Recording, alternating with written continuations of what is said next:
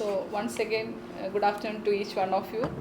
And it is a great honor and privilege to introduce our distinguished speaker, Professor N.V. Chalapathi Rao, an eminent geoscientist and currently the Director of National Center of Earth Science Studies, Thiruvananthapuram. Professor Rao has completed his BSc and MSc honors MSc in Geology from Osmani University, securing multiple gold medals. He went on to earn his PhD partially from Osmani University and followed from University of Cambridge. He further strengthened his research credential as a senior Alexander von Humboldt Fellow at the Technical University of Clausthal. With a distinguished career spanning academia, research and government service, Professor Rao has served in key roles including in Indian Bureau of Mines, then later as Professor of Benares Hindu University, where he established a strong school of Mantle Petrology. He continues to hold this position while serving as Director of NCESS on deputation. Professor Rao is internationally recognized for his pioneering contributions to mantle petrology and geochemistry, particularly in understanding the kimberlites, lamproids, and large-scale geodynamic process of the Indian Shield. His work has significantly advanced knowledge of lithospheric evolution, large igneous provinces such as the Deccan basalts, and the mass extinction events. He has an outstanding academic record with over 127 research publications in reputed journals with H index of about 40 and more than 4,000 citations. He has guided numerous PhD scholars and postgraduate students, contributing immensely to the development of geoscience research in India. Professor Rao has also played a key role in building advanced research infrastructure, including almost all the national facilities like the latest technologies into the university. He is also serving as Editor-in-Chief of the Journal of Earth System Science, along with memberships on several prestigious editorial boards. His excellence has been recognized through numerous prestigious awards, including the National Mineral Award, multiple gold medals from leading scientific societies, the Indian Academy of Science Fellowship, and the Indian National Science Academy Fellowship, etc. Most recently, he has been honored with the J.C. Bose Grant by the Anusandhan National Research Foundation. A highly respected academic leader and researcher, Professor Rao continues to inspire the scientific community through his contribution and vision.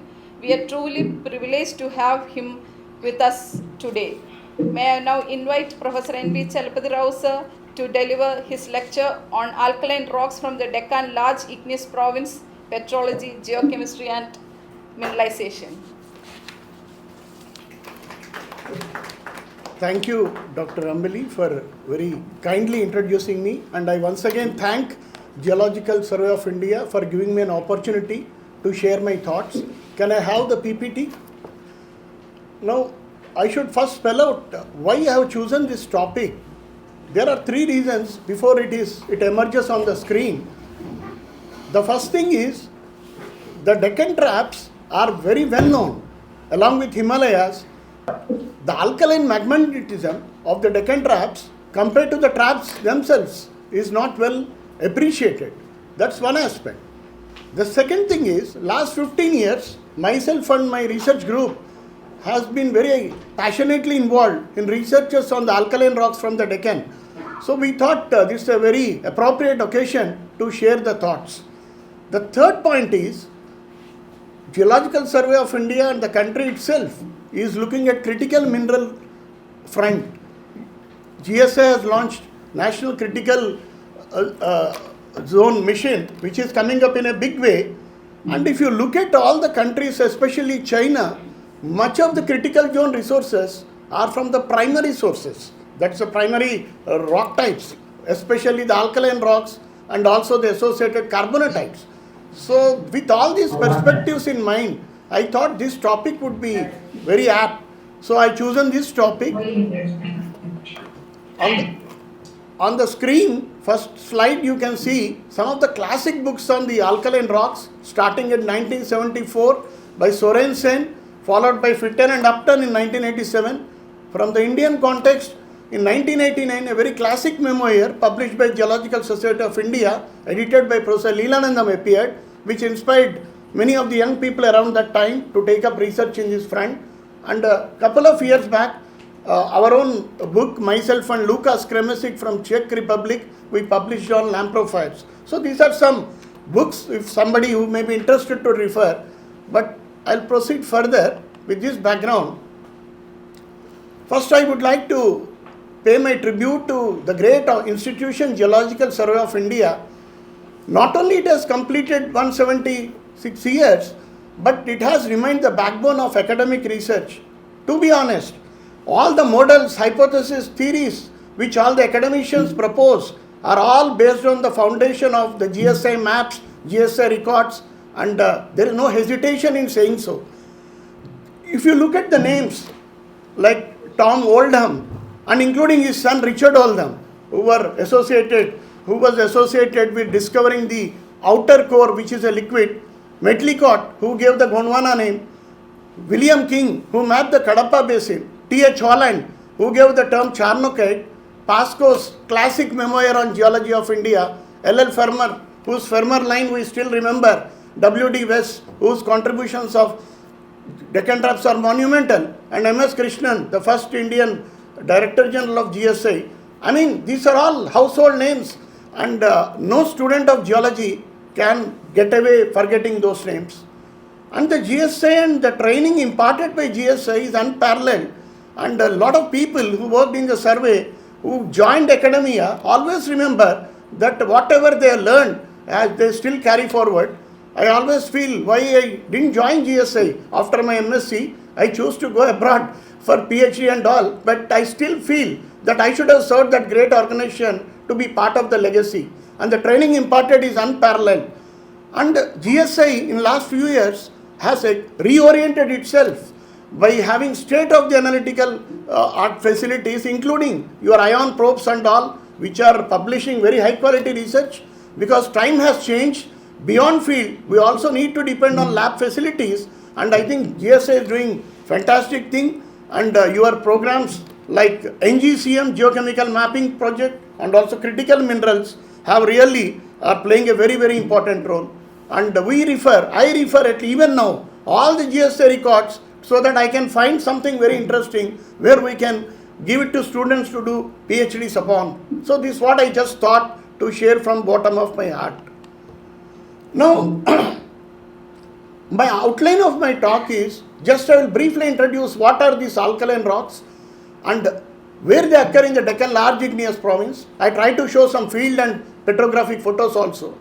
Some important previous works I would like to touch upon, and the important milestone papers, and also what advances have been made in the last decade, including some of our group's own contribution, and where we need to look forward in future. These are some aspects which I would like to touch upon in next 40 minutes.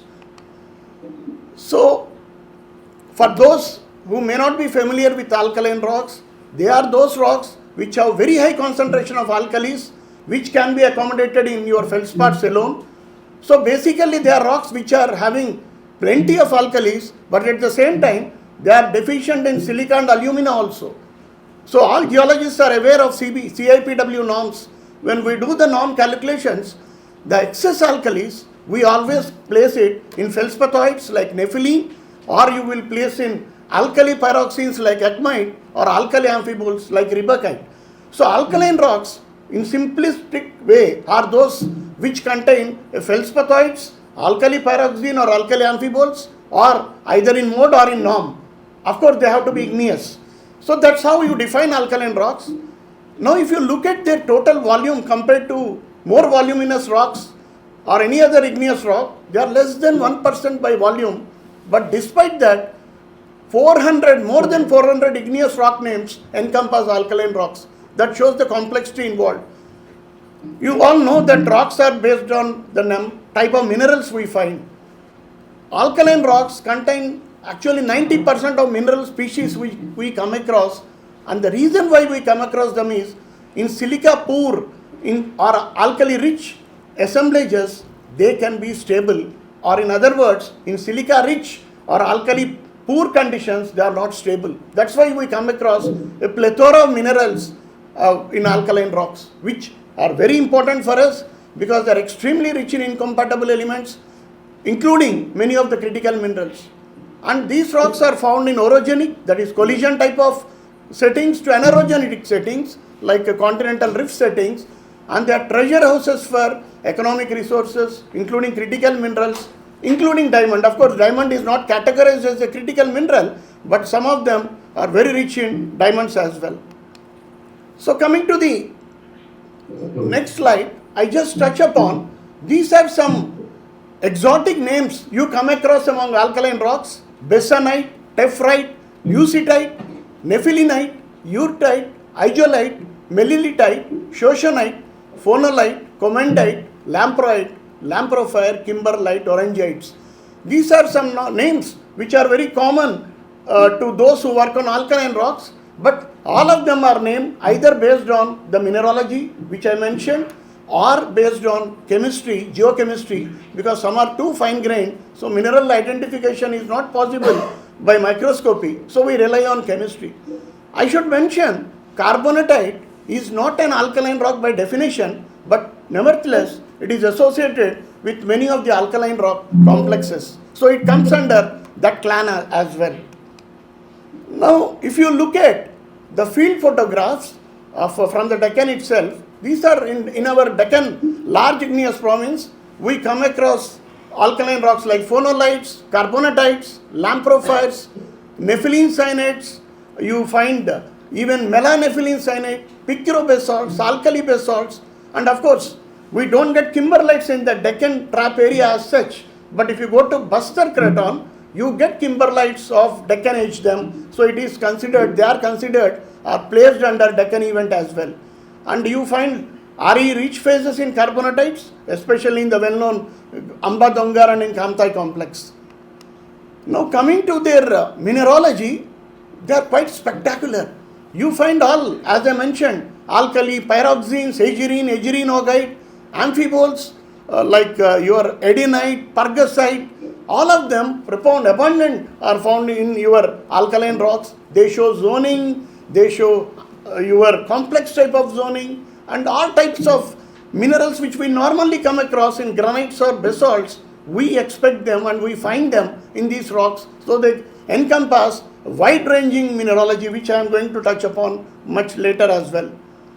So coming to the textures, these are some photomicrographs involving microscope and also electron images.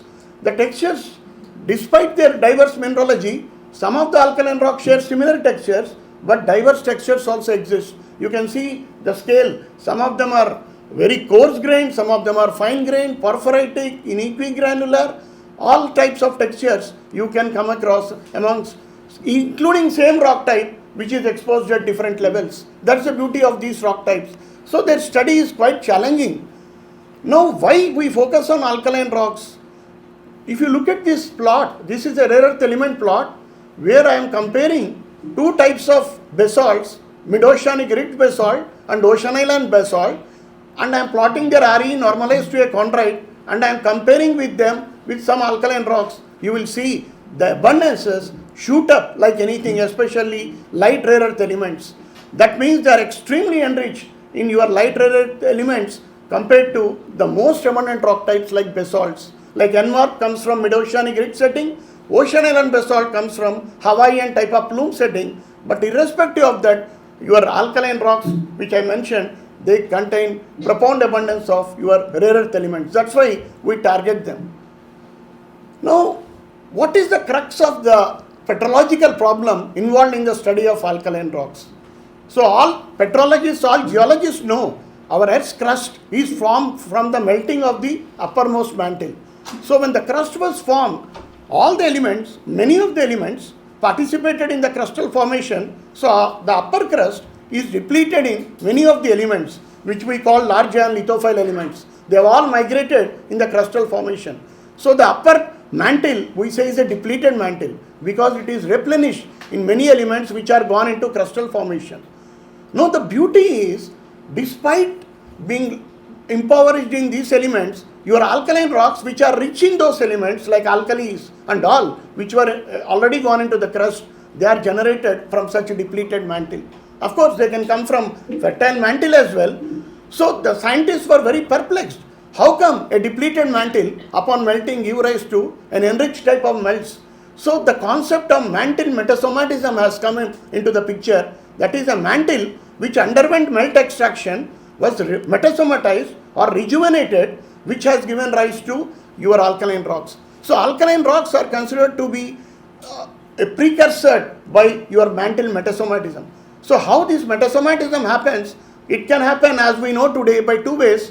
One, by subducting fluids, they replenish the already depleted your upper mantle. On the other way is your upwelling mantle plumes, they bring up lot of fresh elements from lower parts of your asthenosphere. Now, of late it has been recognized that your mantle metasomatism can also be a consequence of alkaline rocks. That is, alkaline rocks themselves also can modify the mantle as they come up. The best example is phenatization, which we come across in the carbonatite complexes. So you find a lot of phenite, which is a metasomatized material which is formed around carbonatite complexes. So that's what I thought I should introduce at the beginning. So with these things, we are now going to the next slide. We are going to the map of geological map of India, where your Deccan traps are shown in the your western and northwestern side. The dotted line, dotted circle is a hypothetical circle which was calculated long back in 1989 by Mackenzie and White in their classic paper, that perhaps the mantle plume which gave rise to Deccan trap was of that diameter. Even though we don't find the Deccan exposures throughout our continent, maybe they got eroded, but that was the influence of the Deccan plume. Now if you look at the traps, you can see lot of white stars. They all denote the alkaline rocks which have been reported through last century. I mean, I will come to the next map. Now, all these alkaline rocks, if you place all the known, well-known structures, lineaments, they all are confined to those like your Narmada Rift. Anyway, we are using the term Central Indian Tectonic Zone to refer to that. They are all confined, Amba Dongar, Fenai Mata, to that. If you look at the Camber Rift, your Kutch Rift, they are all confined to the well-known rift systems which perhaps were active definitely from the antiquity, from the Archean itself. They got rejuvenated. So they are all controlled, they are not random. And also we also should remember, India, the western margin of our continental India is a rifted continental margin where your Madagascar and all got separated. There are number of fault systems. So near Bombay, Murud, Janjira, you also come across lot of alkaline magmatism there. So the names you can look through, some of the classic names like Amba Dongar, Chota Udaipur, all these Finai Mata, your Bhuj, your Mundwara, Sarnu Dandali, there are some of the classic alkaline complexes are confined to this area. Now, these are some pioneers who did tremendous work on the alkaline rocks of the Deccan traps. I always feel it's always instructive to refer to their works.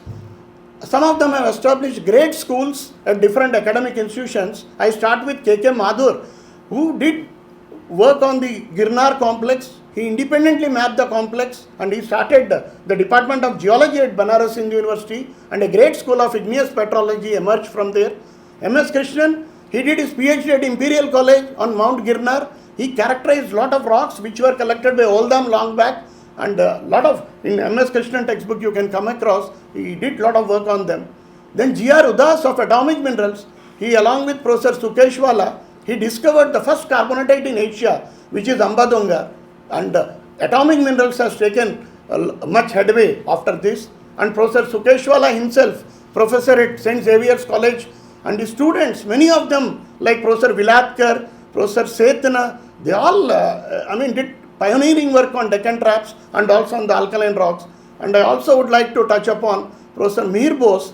He established an important school at Calcutta University on the Deccan. A lot of his students did their PhDs and very important papers have come up. I just thought these are some names which came to my mind which should be remembered. You know, in such talks it's all subjective. There may be many people. There are many people who work, but these people I just picked up from my own memory, and I thought who should be given importance. Now these are geological maps of the Deccan alkaline complexes. They were published recently, couple of years ago. A paper of us led by Rohit Pandey, my student who is a faculty at BHU. He also served in GSI before entering the organization. This is the maps. The scale you can see is on different scales, but I would just like to mention, we start from a clockwise fashion. Here your Kutch, you can find, these are some of the alkaline rocks which are associated Bhuj and all that here. Then you get Deccan related alkaline rocks also in the Tethyan Himalayan zone. You need to go to Quetta, Pakistan, present day Pakistan, where Deccan age rocks are exposed in Muslim Bagh, ophiolite and so forth. Then in the Bastar Craton, in the very close to the Kariyar and the Pyri sedimentary basins, you get kimberlites which are of Deccan age. So they are coeval with the Deccan, even though they are not co-spatial exactly. Then this Chota Udaipur complex province is a classic area where you find hundreds and hundreds of alkaline small plaques related to the Deccan. Then again Bombay, your Trombe area, Murud Janjira, a classic area. Then again you are coming to Mundwara in Sirohi district of Rajasthan, which this complex includes the Erinpura granites, which are of Neoproterozoic age. Then you come to Saurashtra, you again find Mount Girnar and many other alkaline rock plaques which are there. And nowadays, much impetus is given to the northwest India, your Marwar Craton, which is most of the part is covered by Thar desert, but lot of information is now coming up due to geophysics work done by Geological Survey of India. There you get India's only carbonatite deposit, your Kamtai, which is a part of Sarnu-Dandali complex. So these are the same thing which I just mentioned. If somebody interested can go through that paper in Journal of Earth System Science authored by Rohit Pandey and others, where whatever I mentioned is mentioned and their ages are also depicted there. So we have divided basically the Deccan alkaline rocks into 7 provinces like Kutch province, your Saurashtra province, your central Bastar province and so forth. I don't want to spend time here, which I already mentioned there. You can see, and the Tethyan Himalayan province, Aravalli sub-province. These are some nomenclature we have given for ease of studying them and to compare them. Now, let us go to the field setting, because we are geologists. Unless we see them in the field and we appreciate, we can never really get connected. So, let us start with Mount Girnar. It's a very imposing alkaline complex. Mount Girnar, you know, is the tallest, enjoys the highest elevation in the state of Gujarat. It's a very classic alkaline complex. There are different theories to explain its origin, but it occurs as a ring type of structure. You have your gabbros, you have your nepheline cyanides, lamprophytes, and these gabbros are alkaline in nature, and a lot of people mapped, as I mentioned, your Madhur has mapped and a lot of people have worked subsequently. This is one classic area, and you can see here you find alkaline rocks like nepheline cyanides are co-magmatic with your lamprophytes. This is a composite dike, you can see.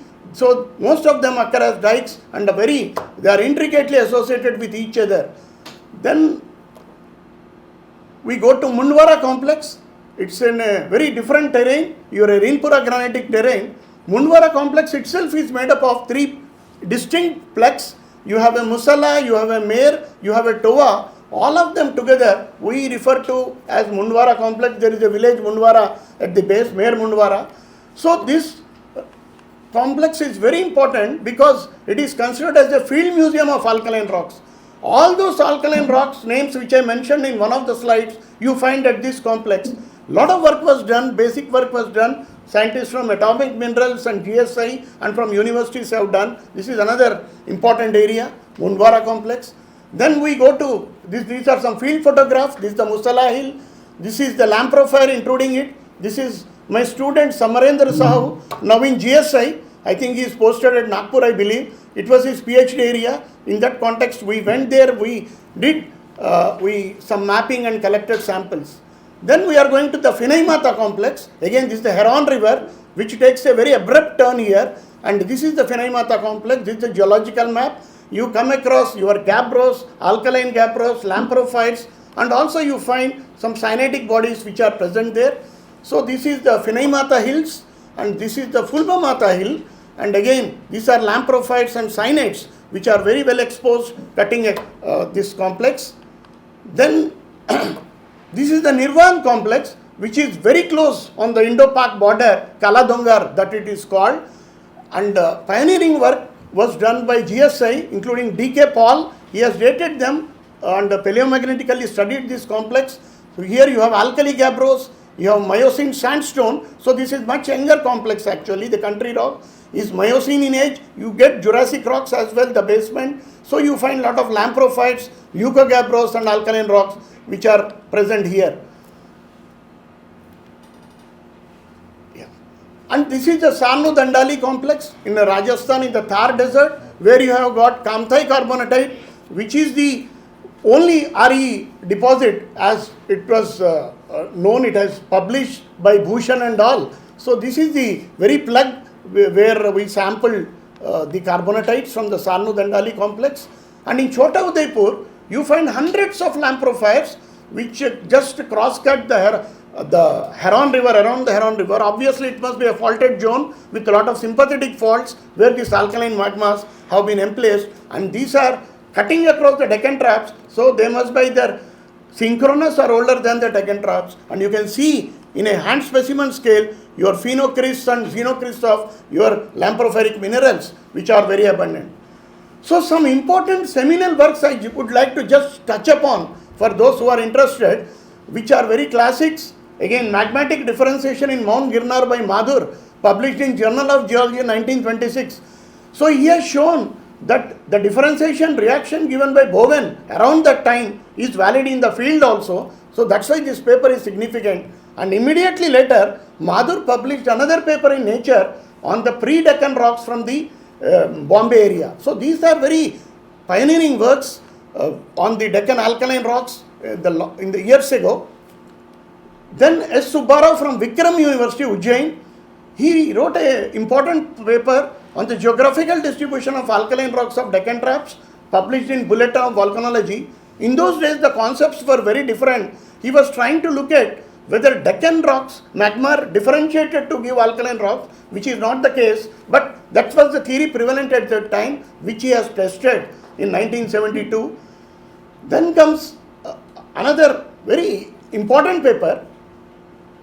It's taking some time for the, yeah.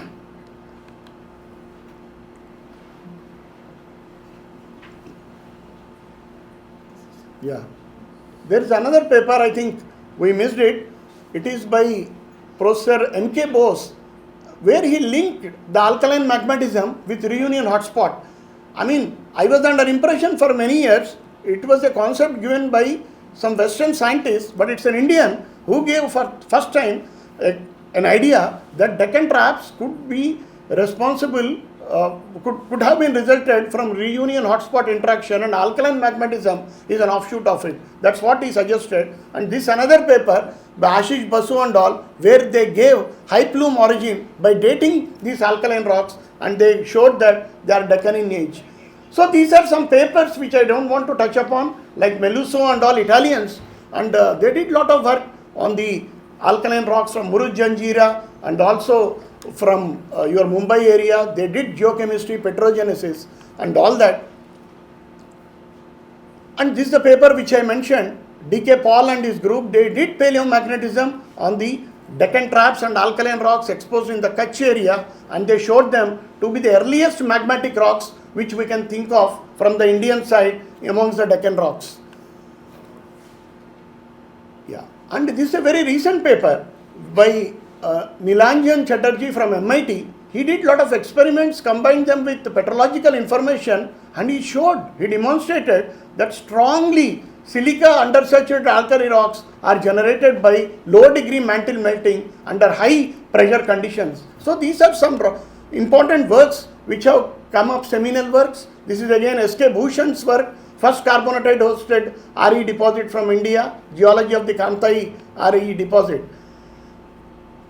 And of late, due to interest on the mineralization, a lot of works have been taken from non-traditional isotopes like Anupam Banerjee and Ramanand have shown that carbonate recycling has been deciphered from Ambadongar, and lot of magnetic and gravity studies work has been carried out in Finai Mata complexes, and their emplacement history has been brought out.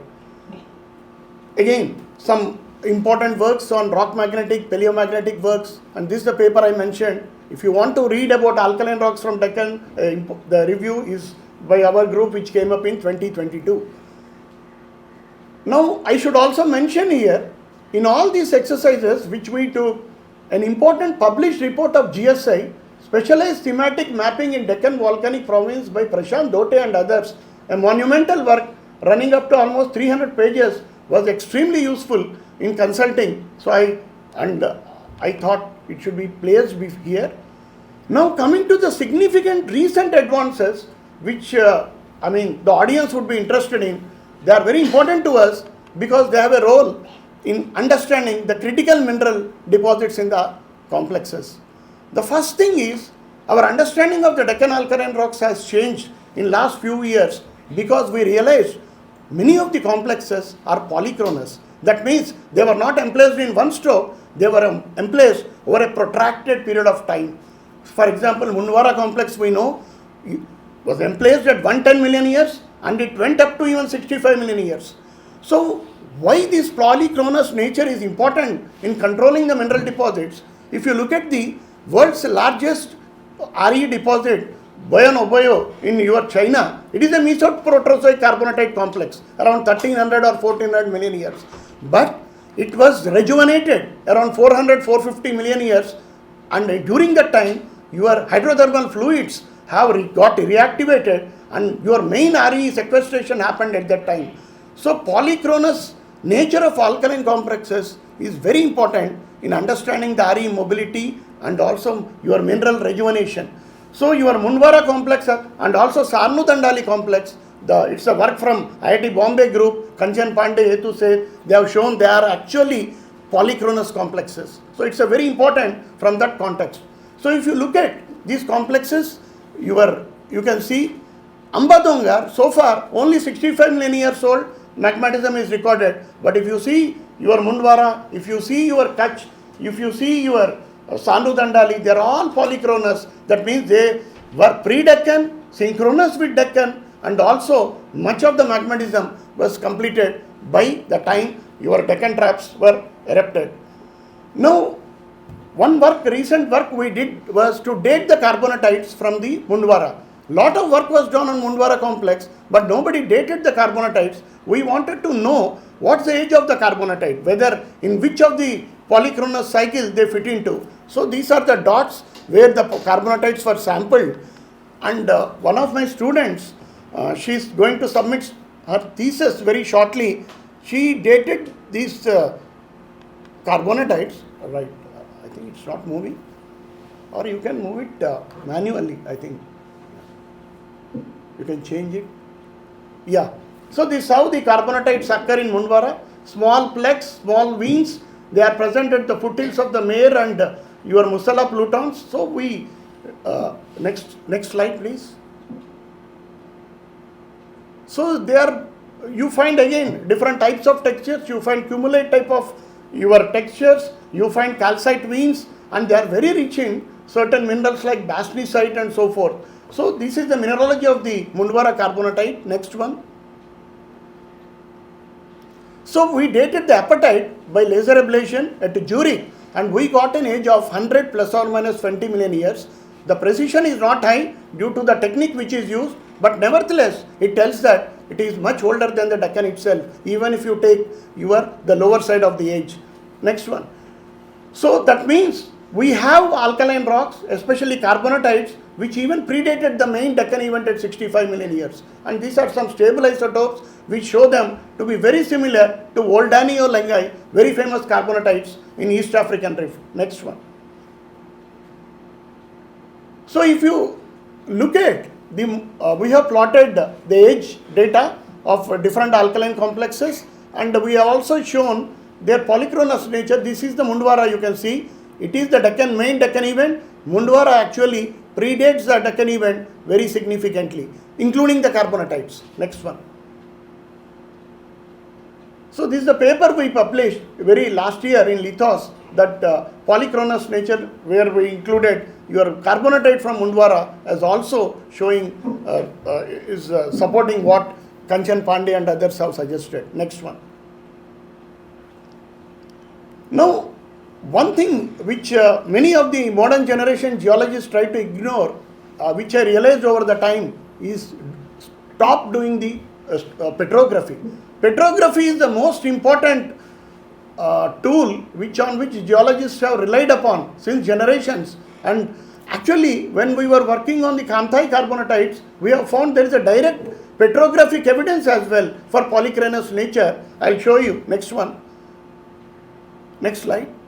This is the nephelinite. In a nephelinite plug, we have found an aeolite xenolith.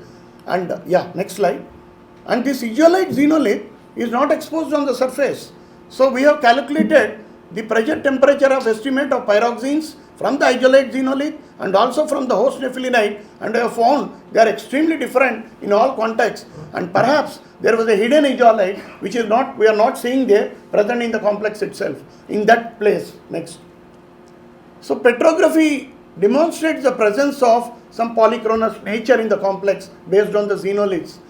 Now the second important development in recent past is, of course, some magmatism predated the Deccan, but there are many alkaline complexes which are very, very closely erupted close to the Cretaceous Paleogene boundary, that is 65 million years, which is an important boundary because it is at that time where the latest mass extinction happened, which led to the demise of dinosaurs.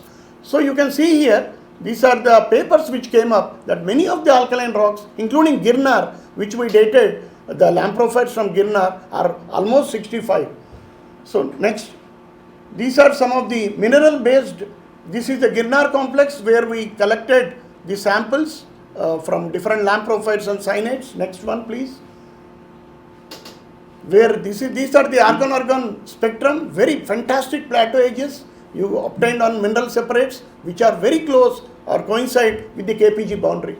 That means there are definitely majority of the alkaline magmatism happened at the KPG boundary as well, but there are episodes which are polychronous which preceded it. Next one. Now we measured isotopes on the Girnar rocks and they are showing very strong signals with the Deccan trap related isotopes from Mahabaleshwar and Ambanelli formation. So that means the involvement of a common source, very likely reunion hotspot or mantle plume, was involved in the generation of at least some of these Deccan related complexes. Next one, which are synchronous in age. Next one. Now we also dated the Kamthai carbonatite. We have separated the zircons from there, you can see, and we have dated them by stream in Russia in collaboration with Dr. Belyatsky. The next one. And the Kamthai carbonatite again, the age is very close to your KPG boundary. It is, you can see here. So again, zircons are very rare in carbonatites. Ideally, we wanted to date a monazite or a pyrochlore or apatite from there, but we could not find them of that requisite size. But still, nevertheless, the zircon gives a similar age to KPG boundary. Next one. Now, another important development which happened in recent years is the evidence of modal metasomatism. I said metasomatism is the transformation of a depleted mantle into an enriched mantle. We have two types of metasomatism. One is called cryptic. That means chemically we know metasomatism happened. If you analyze a sample, if your elements are enriched, you say it's a cryptic metasomatism. But if you find minerals which are growing directly from petrography, you can make out that is the direct evidence. So we have documented, next slide, the presence of modal metasomatism in some of the xenoliths which are recovered from lamprophyres. So this is one xenolith. You can see this is olivine, this is a CPX, this is an apatite. So this is a zoom picture. This was entrained in a lamprophyre which intruded the Deccan. Now your apatite, this assemblage is supposed to have been melted because this lamprophyre is intruded the Deccan. During the Deccan trap eruption, this type of assemblage must have been melted, but this is still retained. That means the Deccan did not melt the entire enriched portion which are carried by the xenoliths, by the lamprophires subsequently. Next one. Next slide. So we did some extra element mapping to demonstrate how the modal metasomatism happened. Next one. And after our work, other scientists from different institutions have taken up the study, and they have also documented there are insights from phlogopite spinel web-held xenoliths from Sarnu Dandali, where further modal metasomatism evidences have been documented, like presence of minerals like phlogopite, amphibole, next one, which are growing in the xenoliths, and they are all, you can see here, they are all phlogopites and all in xenoliths, which all show that metasomatic fluids played a very important role in their growth. Next. So these are some, again, backscattered electron images to show them. Next one. So the mantle xenoliths were infiltrated by carbonatic type of fluids leading to metasomatism, and phlogopipes were resulted amongst, besides many other products during rifting. Next. Another important finding which we think we have made is there is an extensive magmatic plumbing system below the alkaline complexes, which we have resurrected based on careful petrographic studies and mineral chemistry studies below beneath your Phinai and as well as your what you call Mundwara alkaline complexes. Next one. Next slide. You can see here, this is a pyroxene, light colored pyroxene, where you are seeing a dark colored overgrowth of another pyroxene. All these things, mantling of grains, zoning, accumulates, recycled materials, corroded margins, all of them are indicative of your magma mixing, magma mingling, and all this information we utilize. Next one. These are again textures, you can see lot of overgrowths, reverse zoning, magma mixing. You see again here you can see a growth of another mineral over the same mineral. You can see all these features, resorbed grains, irregular boundaries, demonstrate the rejuvenation of the magma chambers over a period of time. Next one. So we have came up with such models that based on the textures, there was an extensive magma plumbing system which got rejuvenated over a period of time. So the earlier formed melt crystallized as xenocrysts, which were picked up by the subsequent melts, which are all very well documented on thin section scale. Next one. So separate magma chamber plumbing systems have also been brought out based on these things. I mean, it takes a lot of time to explain, but I am just showing. What I meant to say is, below the alkaline complexes, there is an extensive magma plumbing system which is available as revealed by your petrographic studies. Next one. Now, constraining lithospheric thickness is very important, because thickness of lithosphere of Indian shield, many scientists believe, is very thin today, which is perhaps responsible for number of intracontinental earthquakes like your Bhuj earthquake or your Jabalpur earthquake. That's what people, some of the seismologists ascribe, that the present lithosphere of India is very thin compared to many other cratons. Of course, it's a debatable aspect. But the point is, what was the lithospheric thickness in the past? Geophysics can tell you the things, measurements made today. It cannot tell what happened in the past. You need to depend on petrological models to constrain the lithospheric thickness in the past. So we have worked on chrome dioxides, is a very good single crystal thermobarometer which we recovered from Mundwara complex. Next one. And based on PT estimates of this chrome dioxide, chromium in dioxide is a very good barometer, and your OPX in clinopyroxene is a very good thermometer, and this is the chrome dioxide nodule which contains your olivines inclusion as well. We have studied its mineral chemistry. Next one. And we have shown that this was recovered from the Mundwara complex, that the lithosphere below the Mundwara complex, at the time it was intruded at 60 or 80 million years, was at least 100 kilometers thick. So, I mean, it's a minimum thickness, but geologists or geophysicists can only know the thickness from such measurement of such xenocrysts. Next one. And of course, of late, scientists have also come up with models that crustal contamination also played a very important role in the generation of alkaline rocks. This is a very important work by Italian scientists where they showed there is significant crustal contribution in Girnar complex. Next one. And pre-Deccan rocks means rocks predating Deccan significantly have been reported. 125 million years events have been, lamproids were recorded from Kutch area by Nitin Karmalkar and others. And actually, when we studied, we found out they are not really lamproids, they are ultramafic lamprophyres, but nevertheless, they all belong to the alkaline clan. But the point is, we do have a significant pre-Deccan event which perhaps we were not aware maybe 10-15 years ago, and lot of evidences are coming up as I have shown before also. Next one. So how to ascribe? Because for the generation of alkaline rocks, you need to have a tectonic trigger. Either you need to look at the supercontinent collision or amalgamation or breakup, that's one way. But in this Cretaceous time, we don't come across them to that extent because India was already traveling north. In the super mobility of Indian plate was happening. But we know that India passed over 3 distinct hotspots.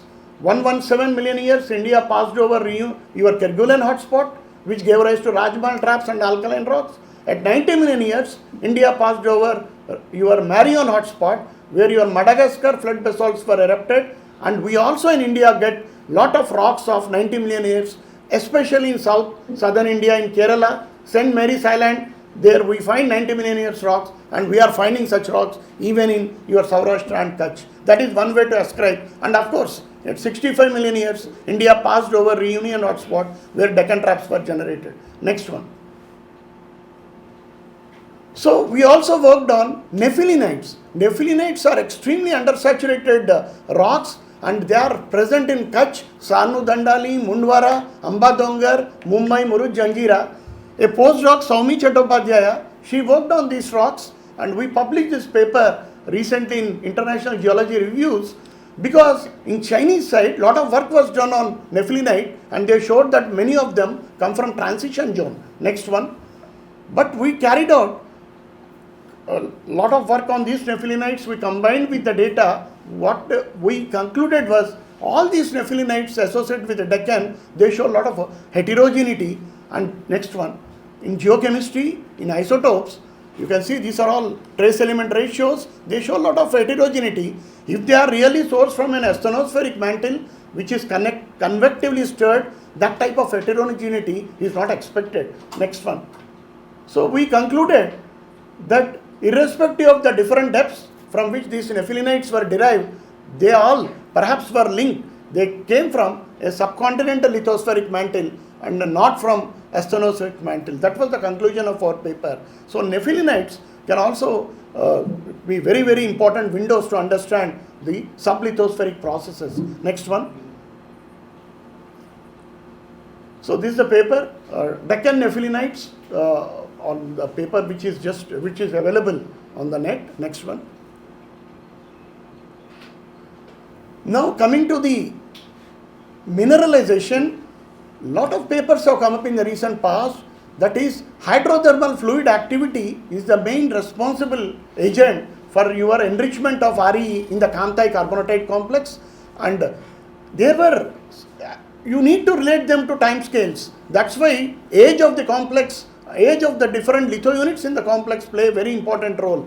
So as on today, this hydrothermal fluid is now agreed to have played important role in the mineralization episodes in the Kamtai carbonatite complex. Next one. These are works from IIT Kharagpur, and also by this group, Prashant Dote and all did some modeling on this mineral based modeling on this Kamtai carbonatite, and they showed that residual magmatic volatiles are actually the bearers of your RE mineralizing fluids. Next one. And geophysics is playing an extremely important role. We know very little about the Mewar craton, what lies below, and it is again the work of Geological Survey of India. I am proud that my student Devajit Talukdar, who is working there, he and his group have came up with many new information on that area concealed architecture below the desert, where lot of the aerial extent, subsurface aerial extent of the alkaline complexes has been brought out. Next one, by using aeromagnetic data, ground magnetic data, and combining them with available geophysical and geological information. So we can target such areas which were not explored in the past. Next one. So I think in 45 minutes, this is what I thought I should touch upon. And importantly, the future looks very bright. First thing is, what exactly is the Deccan event? Some 10 years ago, people were thinking everything related, associated specially with Deccan was of 65. But today, we have different opinion. There are episodes before Deccan. There are episodes synchronous with Deccan.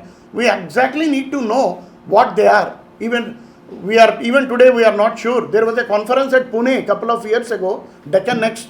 The ultimate outcome of the conference was Deccan need to be looked in greater perspective. That is first point. The genetic relation between alkaline and non-alkaline volcanic rocks, I meant tholiates, which are much abundant, that need to be investigated. It is not touched upon. And the lack of high quality trace element geochemistry is lacking. Now the machines are available in India. We can work on them. Mineral based isotope systems are the order of the day. That will help us to pinpoint many genetic models. Definitely there are magma plumbing systems which are available among the complexes. We need to provide geophysical support to know tap their aerial extent. There are undoubted recycled crustal components which can be brought out from non-traditional isotopes like lithium, boron and so forth. We can understand them. So there is a lot of scope for the future generations to do work on them. Geophysical mapping should be attempted at very good scales, high scales, and also dating of metasomatic events can be attempted. And actually if you look at, except carbonatites which I had struck down, rest of the alkaline rocks were never investigated to my knowledge on their potential. We need to process them. Even though they may be of small volume, their aerial extent is much. You find hundreds and hundreds of lamprophytes, nepheline cyanides of significant volume. We need to tap them, see, process them, and whether they are amenable for recovery of rare earths and critical minerals. And I am sure that many unexplored or undiscovered complexes must be lying below your Thar desert. Next one. So before I end up, whatever I presented is an outcome of the PhD work of my students, and it would be unfair if I don't acknowledge them. Dr. Samarendra Sahu in GSI, he did PhD on Girnar and in other parts. Rohit Pandey, he did PhD on Chota Udaipur complex lamprophytes. Abhinay Sharma is the faculty now at Ravenshaw University. Even though he did not do PhD in that area, in postdoc he carried out work there. And Sudeepa Bunia, she is going to submit her PhD on Kamthai and Mundwara next month. Saumi and Debojit Talukdar, he is in GSI. Alok Kumar in GSI, he provided lot of help in the field work. And without them, it would have been impossible to work on these very fascinating alkaline rocks. Next one. I should thank Asit Shah, Director General, GSI, Shaibal Ghosh and many colleagues and friends whom I know for providing this great opportunity to share few of my thoughts, my research scholars, and SCRB which has supported my research throughout, and also NCESS where I belong right now. Thank you very much, and I await feedback.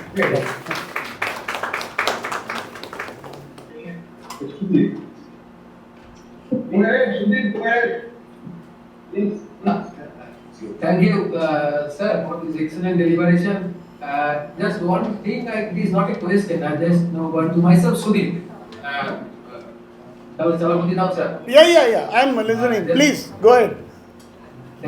So just one thing I want to know that that is this DLIP, Deccan this province, it is having a wide range of your radiometric data as you have shown, from 55 to 125, and earlier that it is one semicircular type of this dotted lines were there, that is the influence line of this your reunion plutonic volcanism like that. Yeah. So now it is including, obviously, as you have shown, it is including this Bastar also, there also we are having this alkaline magmatism this time. Right. Now, if you go to the east, then I am not going to the east from west.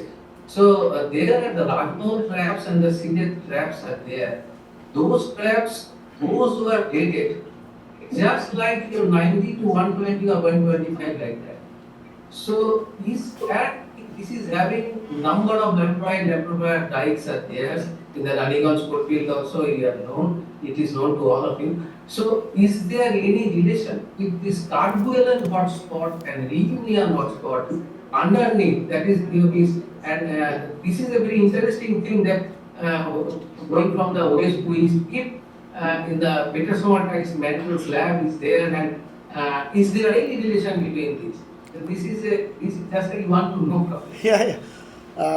It's a very interesting question. But as you have seen, in the Deccan, you get ages of Rajmahals. 117, 120 they are recorded, but not from Eastern India. Eastern India, you don't get any 65 million years or 90 million years. What you get are ages of 117, 110. I am talking about Meghalaya, your Nongcham fault zone, and your Sylhet traps, they are all 117 to 110. You never get 90 or below ages, to the best of my knowledge. Like Dr. Sudeep, so I think, unless we find, and also your paleomagnetism shows the northward flight of India is very well constrained. It has passed over Reunion, first Kerguelen, and your Reunion and Merion. So we know that. These are very well constrained, there is no issue. But the point you raised is very important. In 1960s, there was a paper by Professor F. Ahmed of Aligarh Muslim University. Yeah. He wrote that there was a continuous cycle of volcanism, Rajmahal to Deccan. Were they continuity? That's a question. The title of the paper itself was a question mark. So now actually we are coming back to that. That means whether it was a continuum, that we cannot answer right now. But what we know is that there are Rajmahal ages in the Deccan. How to interpret them? That's an issue. Okay? Yeah. Yeah. And just to add one small, another one, that is about this SCLM there, that you are getting the radioactive is late there in the SCLM. So it actually indicates that this is a subduction type of thing, I think, because within the SCLM, in the upper mantle, it is the subcontinental lithosphere is weak. So the radioactive aid isotopes, as we are getting from data from the characters, that may indicate that the subduction is also there. So that's I want to learn. Okay. No, actually I never worked that. Right now we are working on the Nongcham fault zone alkaline rocks. So far our results also suggest some subduction imprints. Okay, we are still in my student Anant is working on it.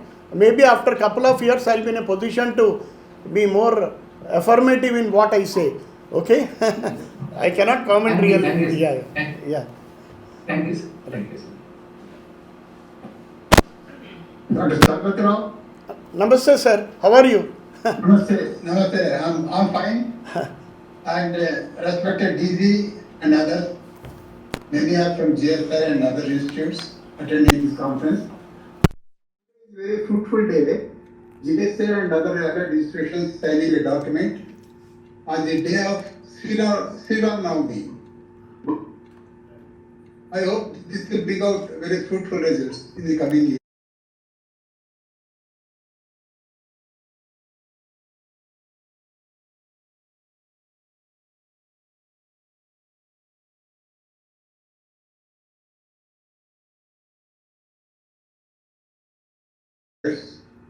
Starting from 1300 million years, Seminal emperors in Navamaya fold belt in Andhra Pradesh, to as early as your 65, 60 million years group of Kimberlites in Mainpur Kimberlite in Madhya Pradesh, after nearby areas.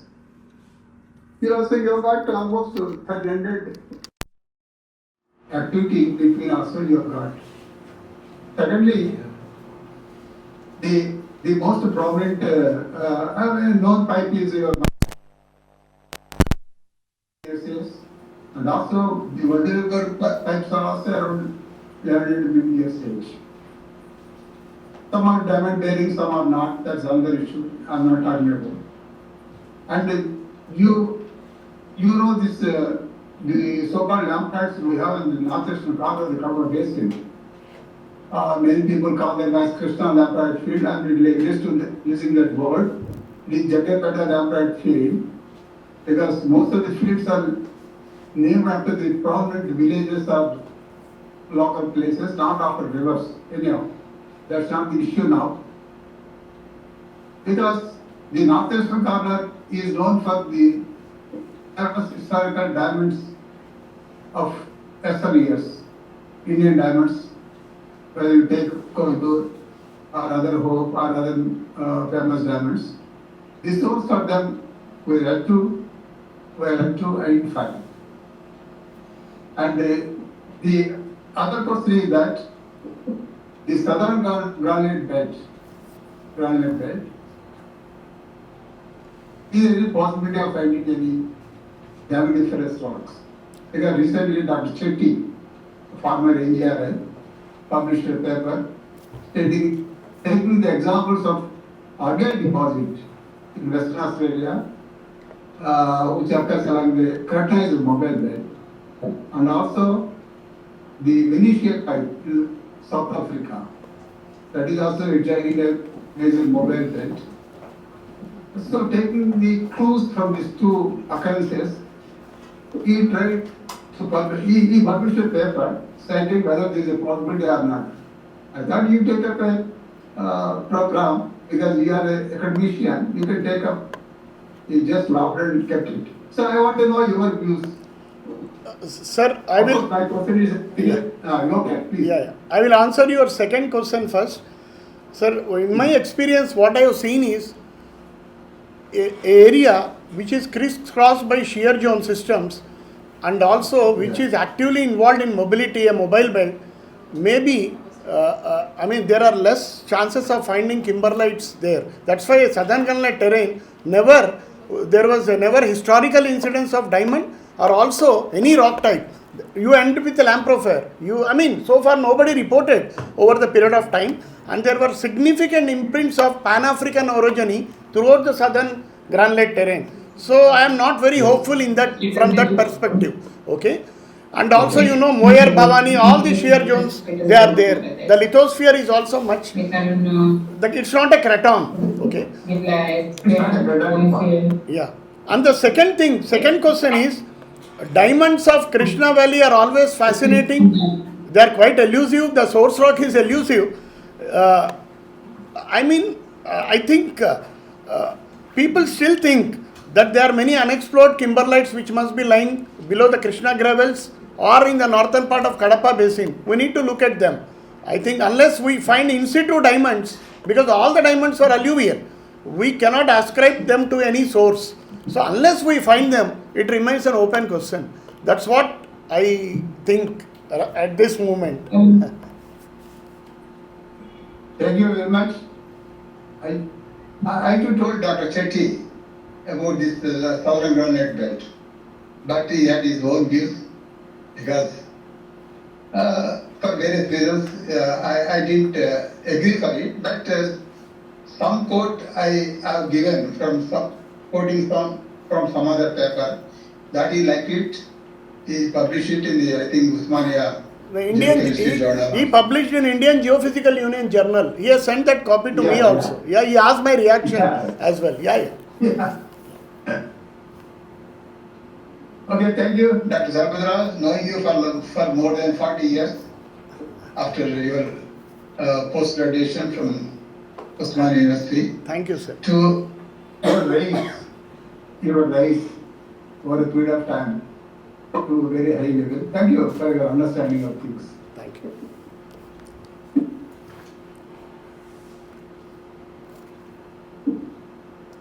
Hello. Good afternoon, sir. Yeah. Hello. Yeah. I can hear you. Sir, I am Dr. Prafulla Kumar Sahu. I am from Central University of Punjab. Right. So first of all, sir, a huge congratulations to you for this insightful talk and so many informations which is quite exciting.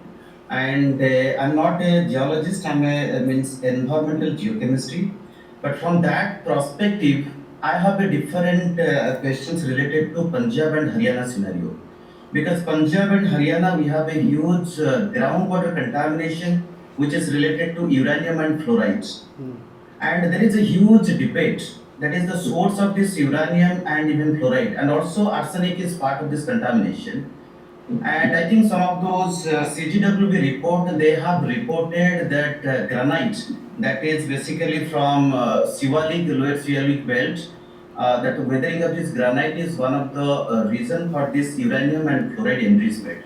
But however, there is no such concrete evidence or even data, and that is one of the reason the source of these two contaminants, which is very scarce, and even the region which is very means not sufficient enough.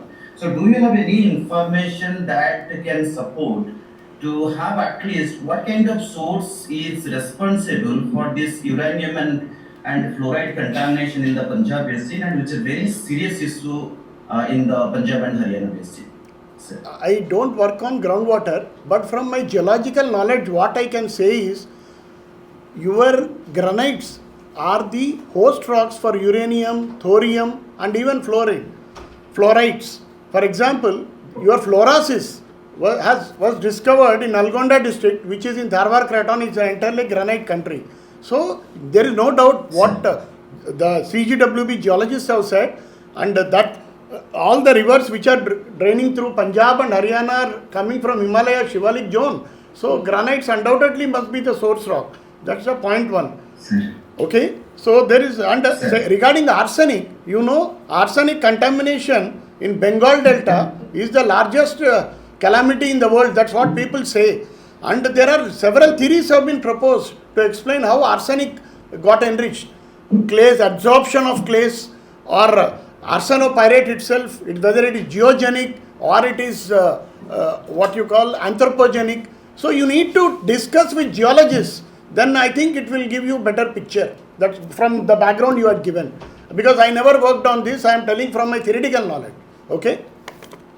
Okay, sir. Thank you very much, sir. Thank you. Thank you very much. Thank you, madam.